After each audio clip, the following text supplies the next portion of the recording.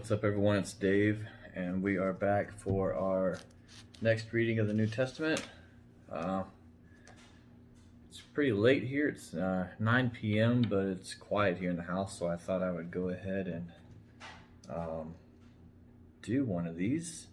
And we're almost done, so we're on chapter 27 today. So there's only 28 chapters in the book of Acts, which is where we are currently. So today we're going to talk about the voyage to Rome begins, Paul's warning ignored, in the tempest, and shipwrecked on Malta, for a total of 44 verses today. All right, so remember, if you don't have a Bible, you can go to Bible.com and read for free, or download the YouVersion app. And if you're new with us, we're reading out of the New King James Version. All right. I prefer only the King James Version and the New King James. I feel that they do the most honest translation of the Word of God. So let's go ahead and get started. All right. I'll look over here. And when it was decided that we should sail to Italy, they delivered Paul and some other prisoners to one named Julius, a centurion of the Augustan regiment.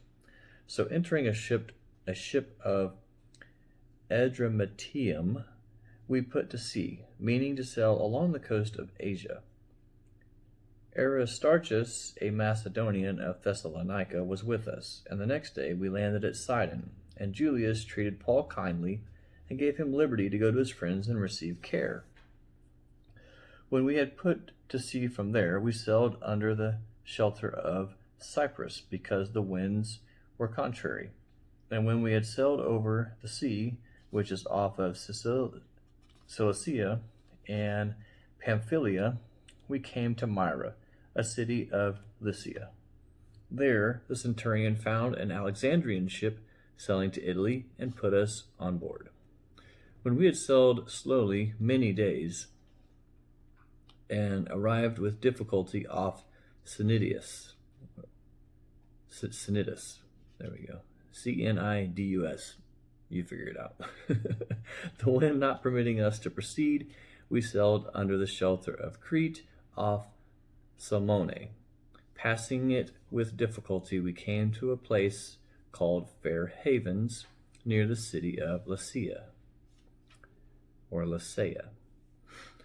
Now when much time had been spent, and sailing was now dangerous because of the fast was already over, Paul advised them, saying, Men, I perceive that this voyage will end with disaster and much loss, not only of the cargo and the ship, but also our lives. Nevertheless, the centurion was more persuaded by the helmsman and the owner of the ship than by the things spoken by Paul.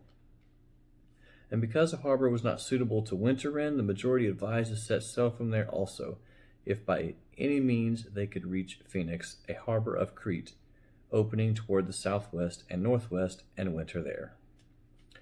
When the south wind blew softly, supposing that they had obtained their desire, putting out to sea, they sailed close by Crete.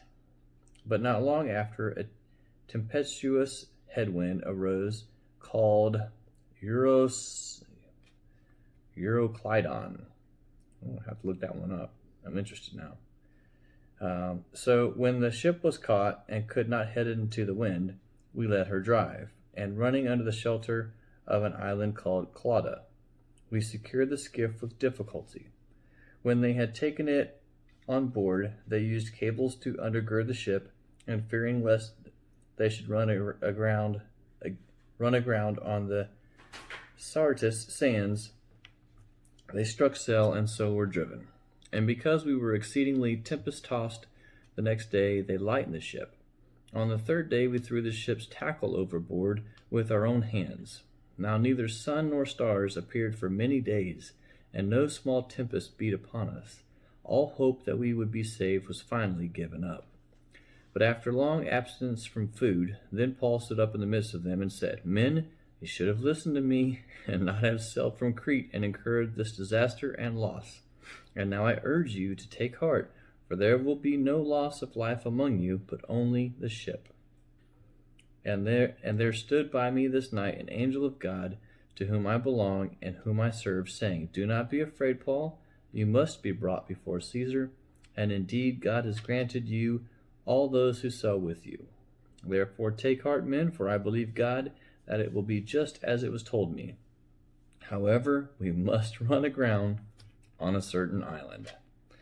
Now when the 14th night had come, and they were driven up and down in the Adriatic Sea, about midnight the sailors sensed that they were drawing near some land, and they took soundings and found it to be 20 fathoms.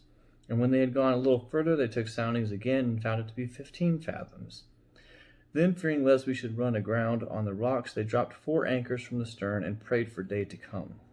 And as the sailors were seeking to escape from the ship, when they had let down the skiff into the sea, under pretense of putting out anchors from the prow, Paul said to the centurion and the soldiers, Unless these men stay in the ship, you cannot be saved. Then the soldiers cut away the ropes of the skiff and let it fall off. And as the day was about to dawn, Paul implored them all to take food, saying, Today is the 14th day you have waited and continued without food and eaten nothing. Therefore I urge you to take nourishment, for this is for your survival, since not a hair will fall from the head of any of you. And when he had said these things, he took bread and gave thanks to God in the presence of them all. And when he had broken it, he began to eat. Then they were all encouraged and also took food themselves. And in all were 276 persons on the ship. So when they had eaten enough, they lightened the ship and threw out the wheat into the sea. When it was day, they did not recognize the land, but they observed a bay with a beach, onto which they planned to run the ship if possible. And they let go the anchors and left them in the sea, meanwhile loosing the rudder ropes, and they hoisted the mainsail to the wind and made for shore. But striking a place where the 2 seas met, they ran the ship aground, and the prow stuck fast and remained immovable, but the stern was being broken up by the violence of the waves. And the soldiers' plan was to kill the prisoners, lest any of them should swim away and escape. But the centurion, wanting to save Paul, kept them from their purpose, and commanded that those who could swim should jump overboard first and get to land, and the rest some on boards and some on parts of the ship. And so it was that they all escaped safely to land. And that concludes chapter 27 of the book of Acts. We've got one more chapter to go, chapter 28, and then we get to go into the amazing book of Romans. So thanks so much for watching. You guys have a great day. As always, God bless. When life keeps falling and wonder where he is in all this mess, he's right there to guide you. Unseen, you're not